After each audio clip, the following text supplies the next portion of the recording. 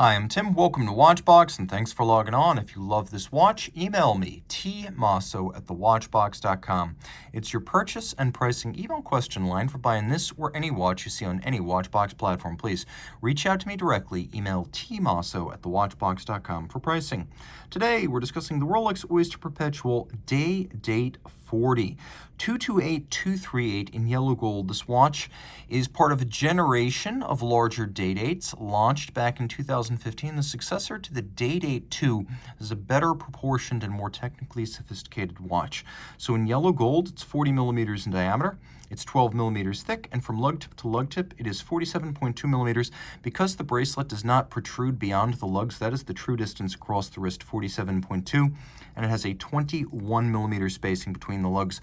One of the biggest difference between this and the Day-Date 2 is that this pivots at the end of the end link. So the Day-Date 2 had a solid end link that would flare out, projecting the watch about 53 millimeters across the wrist. So the difference here between the previous model and this one isn't 1 millimeter. It's about 6 millimeters across the wrist. So there are big changes afoot, and all of them in the name of superior ergonomics on a smaller wrist. My wrist is 16 centimeters in circumference, and you can see I wear this watch well. This is finally an option for a lady who prefers a bigger men's watch, or for a man who wants something bigger than a 36, but not quite as ungainly as some versions of the Day-Date 2 could be. The watch is low enough to fit underneath the cuff, and you can see on my 16 centimeter circumference wrist, these lugs are nowhere near the edge of my wrist, and you can see that from over the top as well. Take a look at the cuff shot. You can see as a dress watch in yellow gold, it easily flies underneath the sleeve. We have here the President bracelet, which has been part of the Day-Date since the first model in 1956. While the watch's famous owners have earned it the nickname the Rolex President or Presidential, the watch is properly the Day-Date. The bracelet, however, is formally called the President. It's a 3-link design.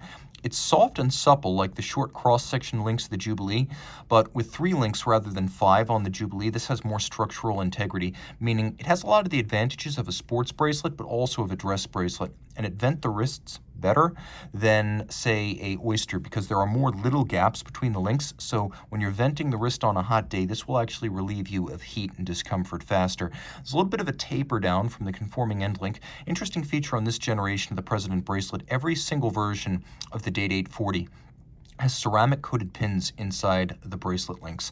These ceramic coatings cannot be worn down by the gold, so that kills Rolex bracelet stretch dead. It will maintain the structural integrity it had when it left Geneva for years and decades after doing so. We have many small removable links, all of them fixed by matching yellow gold screws. And then we have the crown clasp, famous because the only visible sign of partition between the two sides is the crown, but it's more sophisticated than in the past. You can see it's polished and thick gauge gold inside, but we have a pivoted end piece with a little bit of a beak, and then there's a hook, and these two things snap together, so you don't just pull it open, you have to unlatch and unlock it, so there's more security on these modern Day-Dates. Rolex has its own foundry, it smelts its own gold, it makes its own cases, clasps, and bracelets, so everything you see here is Rolex. We have a twin lock crown in gold, you know that because it has 2 dots, that means twin lock in gold. It is a screw down, and with an Oyster case back, we have 100 meters of water resistance. We have a beautifully intact, sharply defined fluted bezel. For a long time at Rolex, that always denoted gold. Now we also have platinum versions. But when you see this fluting on a Rolex watch, you always know it's a precious metal bezel. The Day-Date 40 introduced laser cut dials, so we have a lovely sort of cross-hatching on the dial, or a quadrille. We have yellow gold hands, crown, and indices. And this is a little bit of a sporty take on a yellow gold Day-Date because the dial is illumined. Not all of them are illumined. It's a Day-Date, of course, with a Cyclops eye magnifier that lives a little bit more peacefully with the rest of the dial furniture than when we're looking at something like a Day-Date 36. Here the magnifier is still practical, but it doesn't crowd out the dial like it does on the smaller Day-Dates. So I like that aesthetically. The watch is well loomed, uses Rolex's own Chromolite blue lume, proprietary, down to the luminescence, the lubricants, and even the shock absorbers used inside the movement. So the watch includes both the day and the date. Rolex has made these in dozens of languages over the years. This one's English. English language. It's a double quick set. You'll love that serif intensive font used for the numerals. And then we turn in the other direction. You can see how I'm able to set the days without adjusting the date. So I can set one independently from the other. That's what a double quick set is. Pull the crown out, activate hacking seconds.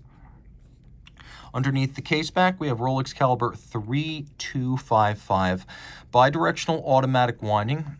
It now has a 70-hour power reserve compared to the old 3155 and 3156. Also different on this next generation movement, the old jeweled staff rotor is replaced by a ball bearing for greater shock tolerance. Also in the name of shock tolerance, Rolex fits its own Paraflex shock absorbers, and it uses a free sprung balance with a full balance bridge for even more shock accommodation. The watch is precisely adjusted, yes, as a COSC chronometer. That's the bare movement. Rolex then cases up the movement, checks it again as a fully assembled watch in 6 positions to ensure it runs no worse than -2 + 2 seconds per 24 hours. That is the superlative chronometer standard. It beats at 8 beats per second, pivots on 31 joules, and it has a overcoil hairspring that centers the mass of the hairspring better than a flat hairspring architecture. So in any position, the watch will gain or lose less time than if it had a asymmetrical flat hairspring, which always by definition has a little bit more mass on one side. The hairspring is made of a blue oxidized niobium zirconium alloy. They call it parachrom blue. It is highly anti-magnetic, giving the watch a large amount of resilience against magnetism, to the point that these modern Rolex watches are as anti-magnetic, if not more so, than the original 1956 Rolex Milgauss. This watch does it all. Reach out to Team Mosso at thewatchbox.com for purchase and pricing details of this Date Just 40.